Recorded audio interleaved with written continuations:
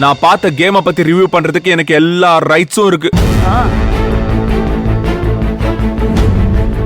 மகேஷ் வேண்டாம். அவங்க வேணும்னே உன்னை ட்ரிகர் பண்ணி விட தான் பேசுறாங்க. உன் கான்சென்ட்ரேஷன் ஃபுல்லா கேம்ல தான் இருக்கணும். பா பா பா பா பா 4 ஜோக்கர் பசங்களை வச்சுக்கிட்டு அவங்க மேலேயே கான்சென்ட்ரேட் பண்றதுக்கு டைம் இல்ல பாத்தியா? டீம் ஃபார்மேஷன் என்னன்னு தெரியுமாடா? ஸ்கோரை பார்த்தல, வீரா டீம் 11, நீங்க 7. Oh sorry 7. Wow what a game. Surya, நீ சொன்ன மாதிரி அந்த அன்பு இருக்கிற தைரியத்துல தான் இவங்க இந்த மேட்சை ஜெயிக்கலாம்னு நினைச்சிருக்காங்க. நீ வேற மாதவி, அந்த அன்பு பையன் நல்ல வேளை வரல, இல்லனா அவசாயமும் வெளுத்திருக்கும். என்னமோ பெருசா வேர்ல்ட் சாம்பியன் அளவுக்கு இவங்க எல்லாம் பில்டப் கொடுத்துட்டு இருக்காங்க. அவனும் ஒரு டம்மி பீஸ்னு ப்ரூவ் ஆயிருக்கும்.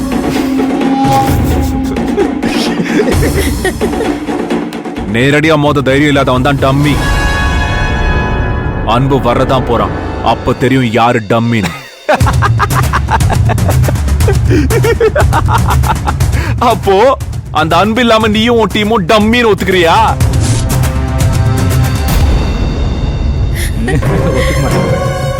சார், அன்பு ஸ்ட்ராங்கான பிளேயர் தான். அவன் இல்லாம இந்த மேட்ச் விளையாட எங்களுக்கு பிடிக்கல தான். அதுக்கு எங்களுக்கு விளையாட தெரியாத மாதிரி எல்லாம் பேசாதீங்க சார். நாங்களும் டஃப் கொடுத்து தான் விளையாடிட்டு இருக்கோம். உங்களுக்கு கேம் தெரியலனா ஆப்போசிட்ல போய் கேட்டு பாருங்க. எங்களை பத்தி சொல்லுவாங்க.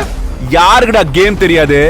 ஃபைனல்ஸ்ல இதே வீரா டீமை என் டீம் கதற கதற விளையாட வைக்கும். அப்ப நீ பாப்ப என் கேம்னா என்னன்னு. என்னடா சொன்ன? நீ ஃபைனல்ஸ் போனா பார்க்கலாம். டேய் டேய் டேய், முதல்ல உன் கையில இருக்கிற ஆட்டத்தை நீ நல்லா விளையாட முடியுதான்னு பாரு. அதுக்கப்புறம் ஃபைனல்ஸ்க்கு ஆசைப்படலாம். சூர்யா, நீ இந்த மாதிரி ஏதாவது பேசணும் தெரியும்டா. போடா. மகேஷ் தம்பி, உங்க டீம் நல்லா தானே விளையாடுது. என்ன பயல்கள்லாம் கொஞ்சம் கோளாரா இருக்கிற மாதிரி தெரியுது. 4 தட்டு தட்டுங்க, எல்லாம் சரியாயிடும். உங்க ரைட்லாம் பிரமாதமா இருந்துச்சு தம்பி. ஆனா எனக்கெல்லாம் இதுல கொஞ்சம் கூட விருப்பம் இல்ல. உங்க கூட சண்டைக்கு ஏன் கூட பிறந்தவன் நிக்கிறான். இங்க கூட பிறந்த மாதிரி இருந்த நீங்க 2 பேரும் முட்டிட்டு நிக்கிறீங்க. உங்க தகுதிக்கும் தராதரத்துக்கும் இதெல்லாம் நல்லாவா இருக்கு தம்பி? ராஜாங்கம், எங்க தகுதி தராதரம் என்னன்னு உனக்கு தெரியுது, ஆனா மத்தவங்களுக்கு தெரியலையே.